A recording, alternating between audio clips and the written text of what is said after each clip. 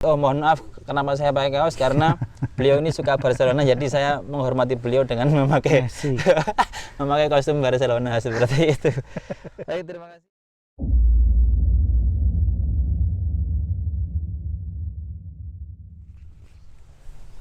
Assalamualaikum warahmatullahi wabarakatuh. Alhamdulillahirrabbilalamin. Pada kesempatan kali ini kita masih dipertemukan kembali di dalam channel Santri Beling TV. Semoga bisa bermanfaat bagi jamaah YouTube ya semuanya. Pada kali ini kita akan memperbincangkan tentang sejarah berdirinya Pondok Pesantren Hidayatul Muttaqin yang beralamatkan di Dusun Lodoyong, Tempel, Sleman, Yogyakarta. Kebetulan saya juga dulu pernah nyantri atau mondok di sana. Nah, alhamdulillah pada kesempatan kali ini kita sudah kerawuhan. Beliau adalah dzurriyyah langsung, putra dari Romo Yai Abu Salim Ali, di mana nanti kita akan memperbincangkan ataupun mengulik sejarah berdirinya pondok tersebut. Nah, sebelumnya kita perkenalkan dulu, nama saya Muhammad Habib Soleh, kemudian beliau Bapak Kiai Haji Agus Fatihur Rahman. Perlu diketahui sebelum kita memulai, kalau di pondok pesantren itu santri memanggil Romo Yai itu biasanya Bapak, dengan sebutan Bapak, mungkin karena sudah sebagai pengganti orang tua di pondok pesantren. Kemudian kalau memanggil putra-putranya, kalau yang putra ya Mas, kemudian yang putri ya Mbak, seperti itu. Jadi malah di pondok pesantren itu jarang yang memanggil putra Yai itu dengan sebutan Gus atau Ning. Sebutan Gus atau Ning itu biasanya kalau beliau-beliau sedang berada di luar, mungkin sedang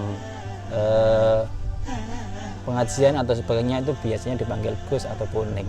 Tapi kalau di dalam pondok pesantren itu biasanya panggilannya Mas dan atau Mbak, seperti itu. Baik, terima kasih Mas Agus sudah berkenan hadir di channel kami.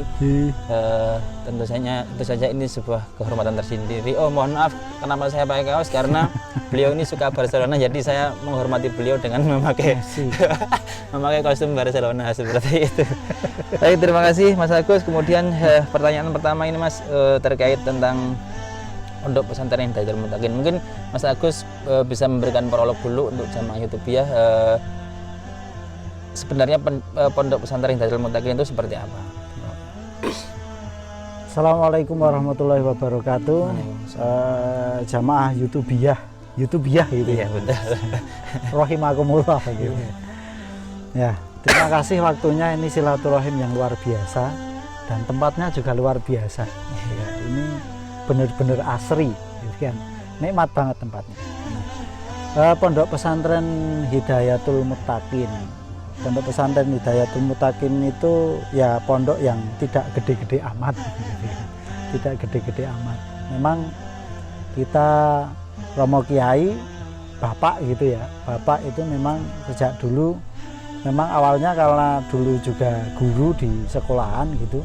Jadi awal-awalnya juga ngopeni anak-anak sekolah yang mungkin rumahnya jauh dan lain sebagainya, dan itu cita rasa itu sampai sekarang seperti itu. Jadi memang ya pengelolaan pesantrennya kita ala anak sekolah gitu ya. Jadi menyesuaikan kurikulum sekolah yang ada. Makanya ya kebanyakan biasanya nek lulus sekolah terus udah mulai gitu ya. Gambarannya seperti itu. Iya. Terus awal mula atau tahun pertama, maksudnya dari mulai kan pondok pesantren itu saya ingat itu belum lama sekali, maksudnya nama Pondok Pesantren Hidayatul Muttaqin.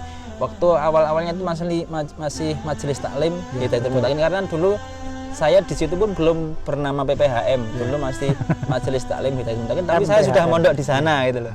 Nah, itu awalnya seperti apa, Mas? Ya. Jadi kalau awal mulanya itu ya setelah Bapak kondur dari pondok waktu itu sekitar tahun 79 mungkin ya.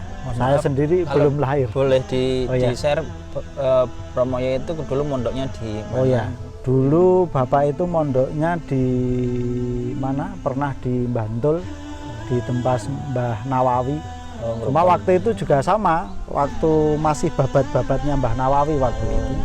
Kemudian pernah di Watu Congol, Oh, Mbah Dalhar. Mbah Dalhar. Apa sudah ikut, Mbah Mat? Mbak Anu, ndereke.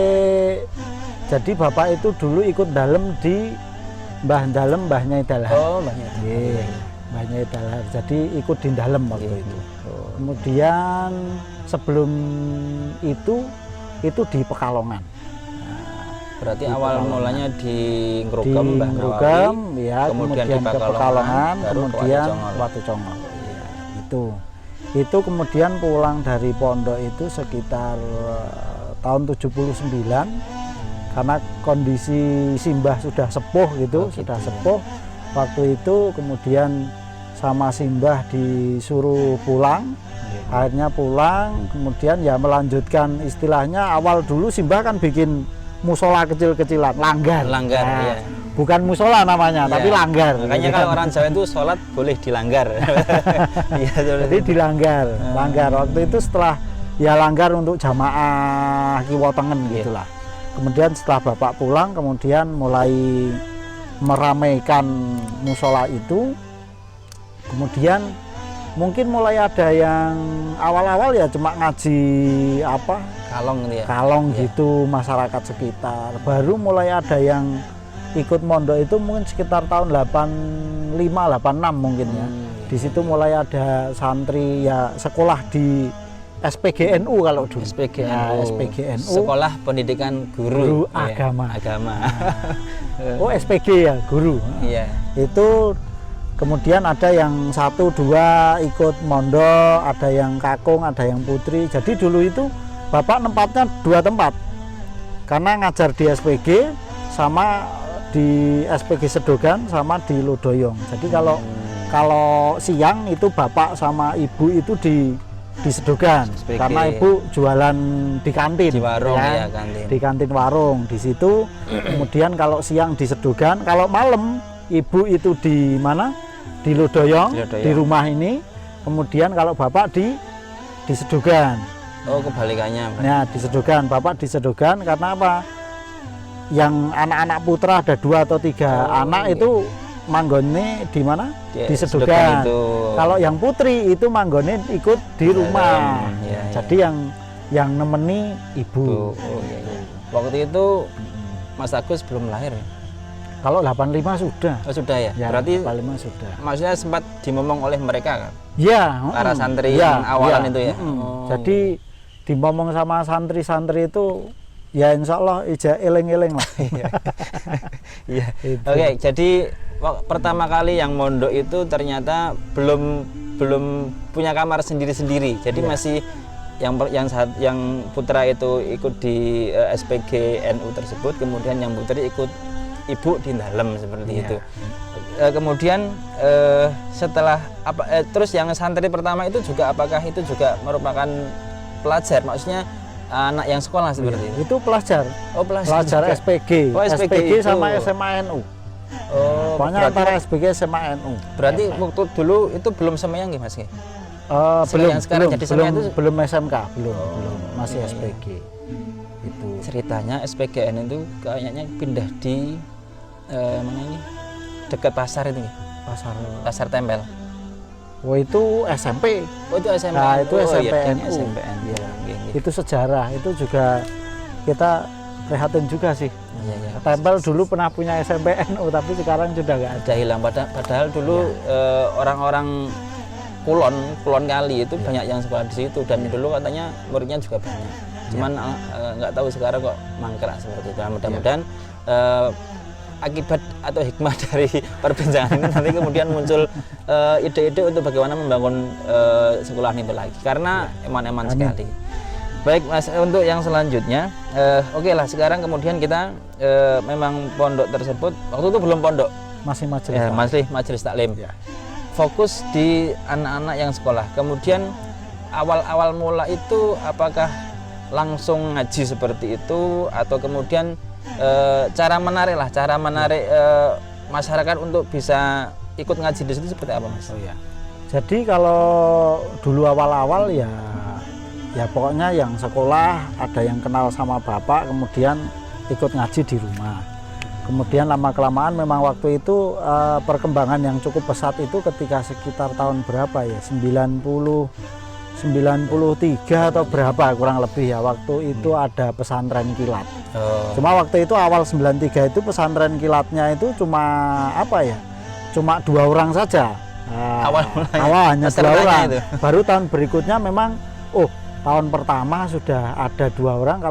Kalau sekarang mulai digebiarkan saja. Akhirnya waktu itu tahun pertama juga belum begitu banyak. Baru yang banyak betul di tahun kedua, di tahun 96 kalau nggak salah. Nah, itu baru. Nah, mulai dari situ itu dari beberapa santri kilat sekolah itu mulai ada yang ada yang mulai kepengen mukim ya kan, mulai mukim. Nah mulai dari situ alhamdulillah terus mulai berkembang. Nah kemudian kalau untuk masalah pengenalan santri ya memang kebanyakan dari gedok tular juga, ya gedok tular dari alumni dan lain sebagainya. Dan pengetahuan saya itu tidak pernah atau belum pernah pasang pamflet ataupun baliho untuk menerima pendaftaran santri, itu belum pernah Mas ya.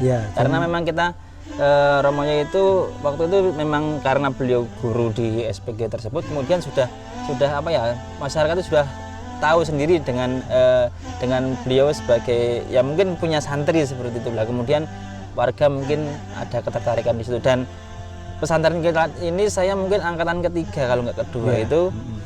Saya masih MI setingkat dengan SD waktu itu saya ikut, cuman pengen mukim kembali setelah saya kelas 2 aliyah lah itu kan. Tapi masih ada keterkaitan seperti itu. Baik, kemudian untuk pesantren kilatnya itu apa sampai sekarang masih ada Mas? Pesantren kilat setelah mulai sekolah-sekolah setiap liburan sekolah ada acara pesantren kilat, mulai saat itu kita memang sudah tidak ada. Karena memang tujuan kita awal dulu kan memanfaatkan liburan sekolah gitu kan. Karena sekarang sekolah sudah mengadakan, berarti kita sudah tidak mengadakan secara umum. Cuma seringkali kita pas liburan sekolah itu ada beberapa sekolahan yang menitipkan muridnya untuk diikut pesantren kilatnya, tidak di sekolah tapi di Hidayatul Mutakin. Berarti salah satu pengawal untuk awalan adanya pesantren kilat itu justru di Hidayatul Mutakin ini Mas ya. Dulu sekolahan-sekolahan belum ada. Iya. Jadi justru sebagai awalan, kemudian kok sepertinya kok programnya bagus dan seterusnya. Lah, kemudian justru Hidayatul Mutakin hari ini ya sering buat itu tadi titipan-titipan murid-murid yang liburan kemudian ditaruh di situ. Walaupun juga tidak lama ya, namanya juga pas liburan aja. Ya, kalau itu biasanya karena itu paling cuma 3-4 hari. Cuma kadang dalam satu musim liburan kadang ada 1 sekolah, 2 sekolah, nanti jadwalnya di beda. Iya. Itu awal mula Majelis Taklim Hidayatul Mutakin. Kemudian beranjak menuju pondok pesantren itu seperti apa kisahnya? Itu kita nggak begitu paham atau nggak titen. Iya. Mulai kapan istilah pondok pesantren itu dipakai? Iya. Karena memang sebenarnya kalau plangnya saja itu paling belum ada 5 tahun ini ada plangnya gitu kan. Itu pun plangnya nempel di musola gitu kan. Iya. Jadi kalau di pinggir jalan atau di mana nggak ada memang. Karena mungkin seperti ini contoh itu. Kalau di Kemenak itu kan ada pendataan majelis taklim, ada pendataan pondok pesantren itu kan sendiri-sendiri. Mungkin karena faktor itu kemudian menjadi pondok pesantren Hidayatul Mutakin. Karena apa? Karena sudah ada yang mukim di situ, ngajinya di situ dan seterusnya, hidupnya di pondok pesantren, makanya kemudian diubah menjadi pondok pesantren. Kalau secara resmi kayaknya tidak ada yang maksudnya untuk penamaan menjadi pondok pesantren itu nggak ada.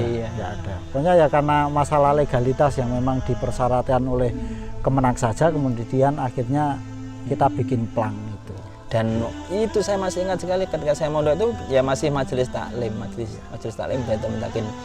Dan perlu diketahui oleh jamaah Hidupiyah rahimakumullah bahwasanya Romo Yai itu juga aktif ketika masih dulu mulang santri, itu juga aktif setelah menjadi guru itu menjadi perangkat desa ya Mas ya. Ya, itu cara-cara untuk membagi waktu yang Jadi waktu itu memang sejak awal pulang dari pesantren itu membantu jadi TU awalnya di SPG. Oh, gitu. Setelah jadi TU SPG kemudian juga ikut mulang gitulah, mulang tafsir hadis atau apa gitu di SPG. Kemudian setelah itu saya kurang lupa tahun berapa, tapi saya waktu itu masih SD. Bapak kemudian pindah jadi perangkat desa. Ketika jadi perangkat desa otomatis yang sekolah ditinggalkan. Saat ditinggalkan itu otomatis seperti ibu juga udah tidak di SPG jualan di kantin lagi, tapi pulang ke Lodoyong, istilahnya lebih fokus di rumah. Nah mulai saat itu bapak di balai desa, kita juga karena ibu juga banyak di rumah, akhirnya mulai dari situ memang santrinya juga mulai makin tambah gitu kan, makin tambah. Nah kemudian kalau masalah menata waktu, ya biasanya bapak kan kerja pagi jam 8, pulang jam 2, setengah 3 itu. Jadi untuk aktivitas di pesantren sebenarnya tidak begitu terganggu lah, karena memang kalau siang habis zuhur memang nggak ada acara ngaji di pondok, karena kan santrinya juga rata-rata sekolah gitu kan.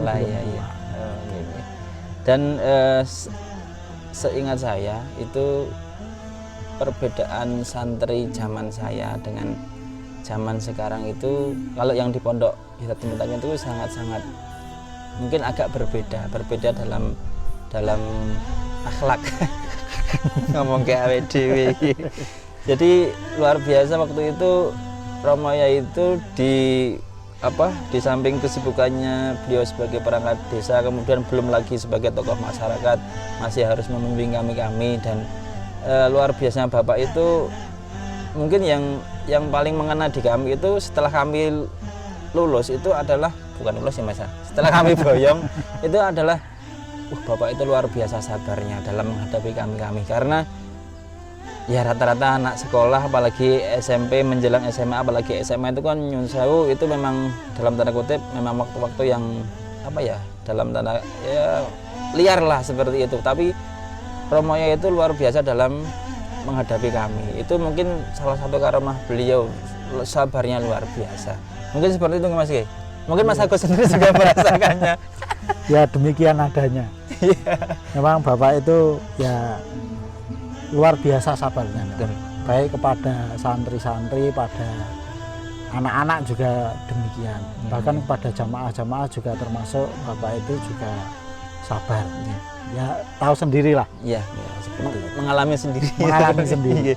Dan alhamdulillah karena sekarang putra-putri Romoya itu sudah beranjak dewasa, bahkan sudah berkeluarga, dan jadi dalam tanda kutip ada yang ngewangi bapak, ada yang ngewangi bapak dalam menjaga kesabaran tadi. Ya karena memang santri sekarang itu yang saya lihat itu sangat beda, mereka sangat tawaduk dan seterusnya, walaupun nggak tahu kalau di belakang ya, tapi kalau di depan beliau sangat tawaduk lah. Itu yang tidak ada di kami waktu itu, dan kami mohon maaf mewakili alumni, mohon maaf lah. Baik, dan juga Romoya itu kebetulan beliau adalah pembimbing haji Mas. Iya, betul. Kemudian awal mula beliau menjadi pembimbing haji itu seperti apa Mas? Karena sekarang jamaahnya haji itu banyak sekali. Jadi waktu sepulang Bapak haji tahun 93 itu, setelah itu kan Bapak ada pengajian haji. Khusus, jadi maksudnya pengajian untuk manasik haji jamaah yang mau haji. Jadi siapapun itu jamaah dari manapun juga, dari KBH manapun juga itu ditampung sama Bapak untuk bareng-bareng haji. Nah, itu setelah berangkat haji tahun 93. Haji pertama berarti? Ya, haji pertama. Itu udah itu. Jadi sampai pada tahun 2001 itu baru Bapak istilahnya diajak untuk bergabung dengan KBIH Ar-Raudhah. Jadi selama 93 sampai 2001 itu ya pure ngajinya memang ngaji di pondok. Ngaji mana? Baru setelah tahun 2001 itu memang karena sudah diajak untuk membesarkan Ar-Raudhah, maka mulai saat itu kemudian Pondok Pesantren Hidayatul Muttaqin mengikuti KBH Ar-Raudhah yang ada di Sleman. Nah, mulai saat itu baru lebih intens lagi dalam menangani calon jemaah urusan haji. haji. Iya. Terus begini Mas, ini juga banyak pertanyaan dari jamaah YouTubiah terkait tentang Romo Yai Abu Salim itu kok bisa haji bahkan nyaris tiap tahun.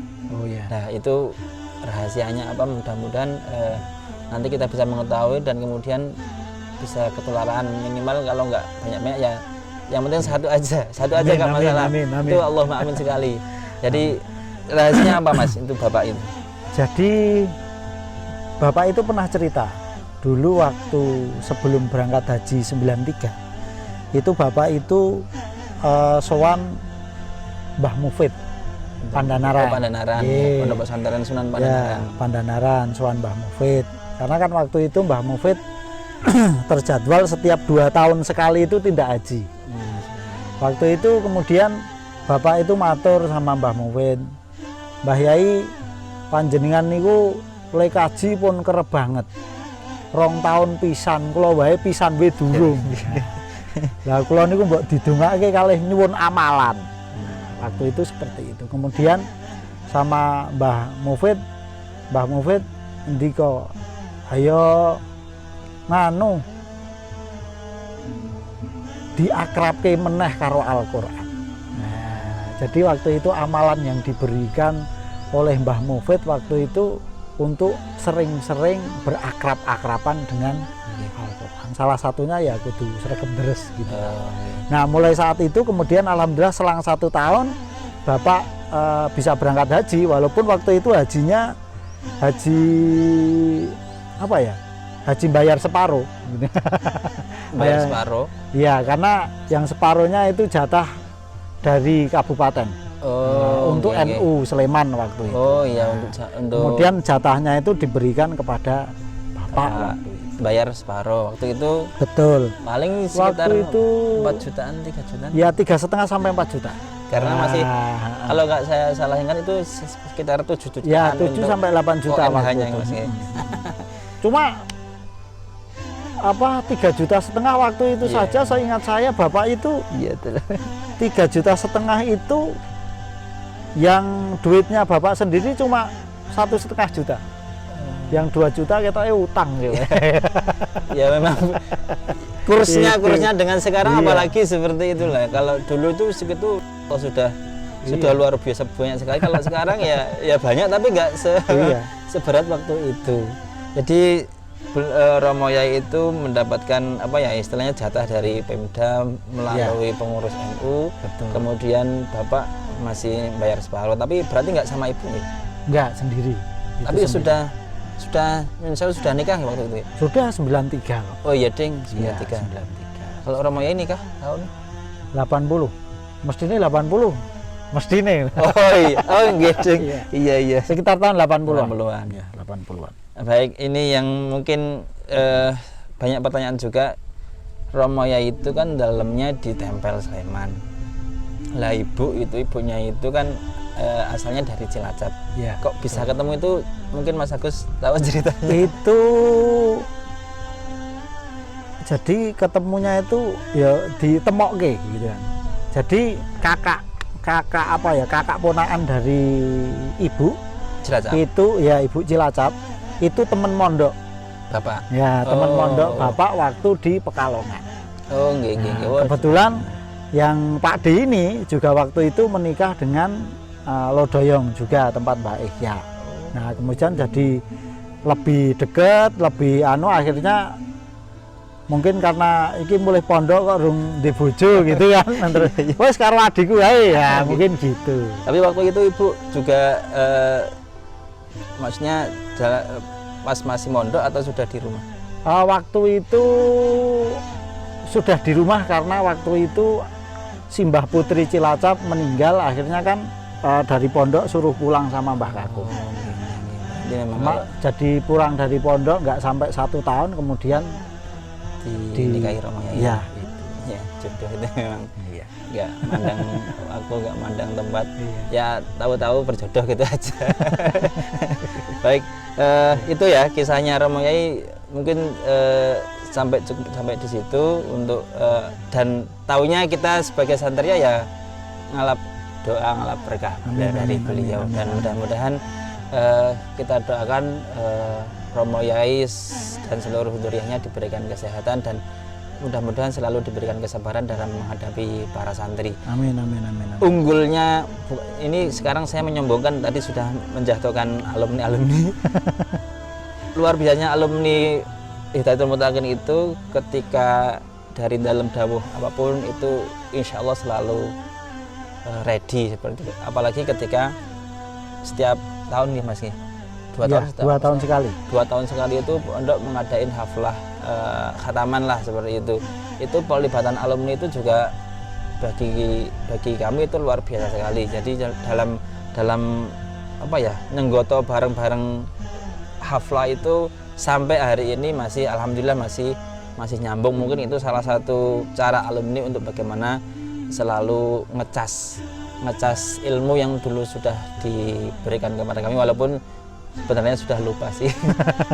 Yang penting adalah barokahnya, anfa'uhum linnas itu yang paling mudah-mudahan bisa kita lakukan. Amin. Mungkin pesan-pesan yang mau disampaikan kepada jamaah Hidupiyah terkait pondok pesantren ataupun ngaji itu seperti apa, Mas?